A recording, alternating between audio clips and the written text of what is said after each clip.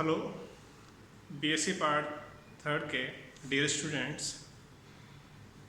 जैसा कि कल हमने केमिकल काइनेटिक्स में बताया था कि अवक्रिया का जो वेग है वो डिपेंड करता है अभिकारक के सक्रिय द्रव्यमान के समानुपाती होता है। ये नियम जो कहलाता है ये लॉ ऑफ मास एक्शन के नाम से जाना जाता है, जो कि पी बागे ने दिया था। तो इस तरह से यदि एक से अधिक अभिकारक हैं तो अवक्रिया का वेग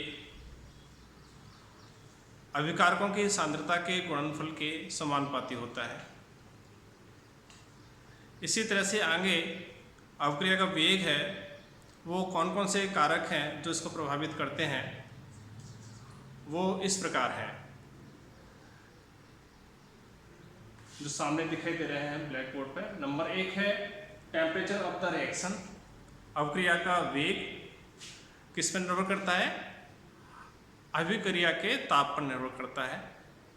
यदि किसी अवक्रिया का ताप को बढ़ाते हैं तो निश्चित रूप से मॉलिक्यूल की काइनेटिक एनर्जी में वृद्धि होती है और जिसकी वजह से अवक्रिया का वेग में बढ़ोतरी होगी, क्योंकि number of activated molecules increase हो जाते हैं ताप बढ़ाने पर और इस कारण से अवक्रिया का वेग भी इंक्रीज होता है। यदि अवक्रिया का ताप को हम डिक्रीज करेंगे तो अवक्रिया का वेग डिक्रीज होगा। इसी तरह से अवक्रिया का वेग निर्भर करता है, दूसरा कारक कौन सा है? प्रेशर है। अवक्रिया का दाब। अवक्रिया का दाब जब अधिक प्रभावित करता है उन अवक्रियाओं को अधिक प्रभावित करता है जो कि गैसीय माध्यम में होती हैं। गैसीय माध्यम में अवक्रियाएं जब होती हैं तो हम प्रेशर को ये डिपेंड करता है कि प्रेशर इंक्रीज करने पर अवक्रिया का वेग बढ़ेगा या डिक्रीज करने पर अवक्रिया का वेग बढ़ेगा। जैसे कि यहाँ पे तुम्हारे सामने 2 एग्जाम्पल दे रखे हैं। पहले एग्जाम्पल में जो नाइट्रोजन और हाइड्रोजन मिलकर के अमोनिया का निर्माण होता है, इस अवक्रिया में रिएक्टेंट मॉलिक्यूल्स की संख्या प्रोडक्ट की तुलना में अधिक है।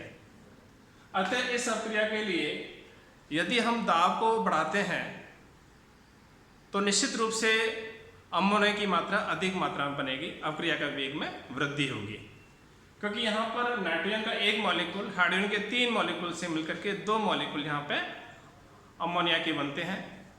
अभिकारक अणुओं की संख्या यहाँ पे 4 है और उत्पाद अणुओं की संख्या यहाँ पे 2 है।